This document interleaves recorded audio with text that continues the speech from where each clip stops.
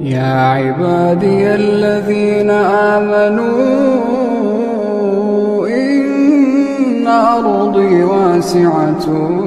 فإياي فاعبدون كل نفس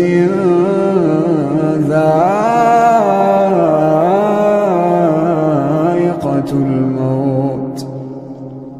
كل نفس ذائقة الموت ثم إلينا ترجعون والذين آمنوا وعملوا الصالحات لنبوئنهم من الجنة غرفا تجري من تحتها الأنهار خالدين فيها نعم أجر العاملين.